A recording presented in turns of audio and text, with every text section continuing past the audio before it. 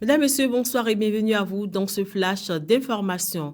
Les 4e journées scientifiques de la Faculté des sciences de la santé, FSS, ont démarré ce matin à l'Amphi Grande Médecine par un pré-congrès. Le dit pré-congrès réuni ce jour et demain.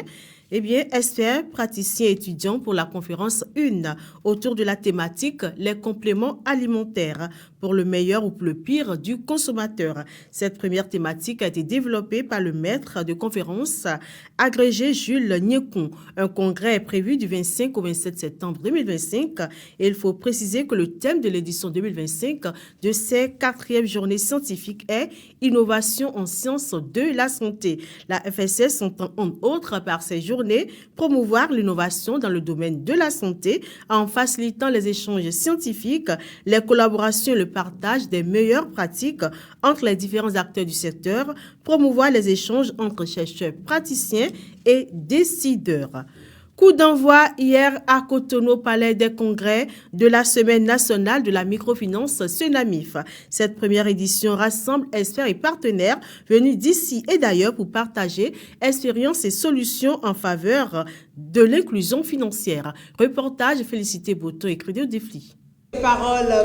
La Semaine nationale de la microfinance SENAMIF première édition a été officiellement lancée dans l'après-midi de ce lundi. Un rendez-vous inédit placé sous le thème « La finance inclusive en Afrique face aux défis climatiques et sécuritaires ».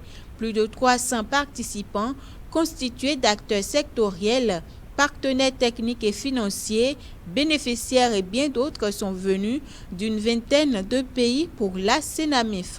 Votre présence à cette cérémonie témoigne de l'intérêt que vous portez au développement du secteur de la microfinance, l'un des piliers essentiels de la lutte contre la pauvreté et de la construction d'une économie solidaire et résiliente.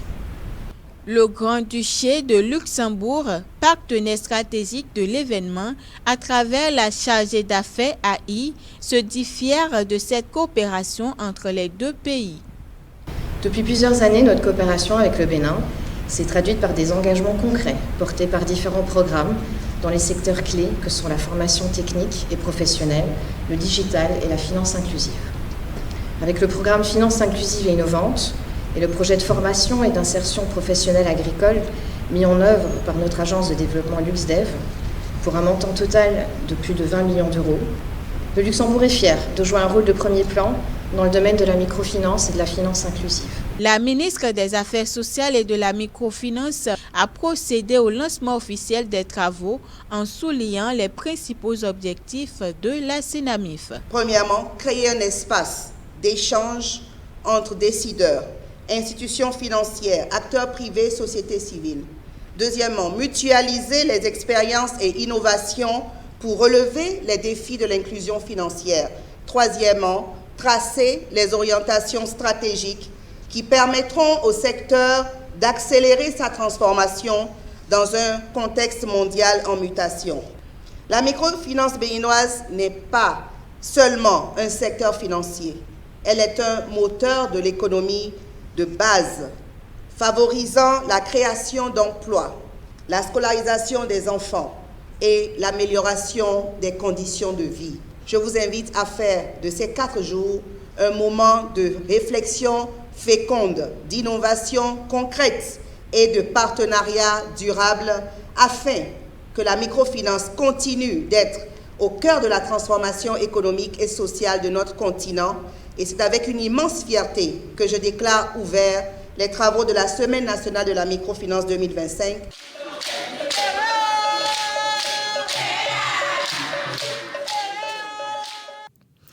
Hors du Bénin, le président américain Donald Trump, lors de son discours à la tribune de l'ONU ce mardi, le premier d'ailleurs depuis son retour au pouvoir, a affirmé que reconnaître l'État de Palestine, ce serait une récompense pour les atrocités horribles du Hamas, y compris celle du 7 octobre, alors qu'il refuse de libérer les otages ou d'accepter un cessez-le-feu. Dans son discours, il a également critiqué l'ONU pour son inefficacité et pour l'aide supposée que l'organisation apporterait à l'immigration dans le monde. Une aide qui serait la source de tous les maux. L'ONU a également fourni de la nourriture, un abri, des transports et des cartes de débit aux clandestins. Incroyable, ils sont en route pour infiltrer notre frontière sud, a-t-il ajouté. Et il faut également ajouter qu'il est devant la tribune de l'ONU, le président français Emmanuel Macron a officiellement reconnu l'État de Palestine. On parle sport à présent. Ousmane Dembélé est nommé Ballon d'Or 2025.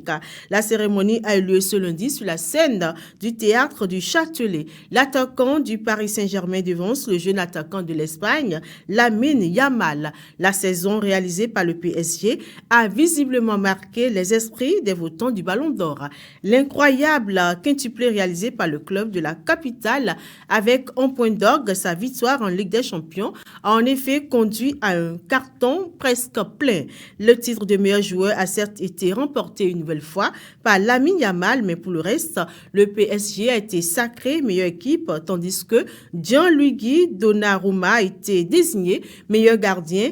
Luis Enrique est élu meilleur entraîneur. Et du côté des dames, l'Espagnol plutôt, Aitana Bonmati rejoint le club d'élite. Michel Platini et Lionel Messi en remportant son 3e trophée consécutif. Mesdames et messieurs, merci pour votre fidélité à cette chaîne de télévision. Merci pour votre attention renouvelée. Retrouvez-nous demain par la grâce de Dieu à la même heure. N'oubliez surtout pas, nous sommes suivis sur Facebook, YouTube, TikTok, Instagram et également sur Insta.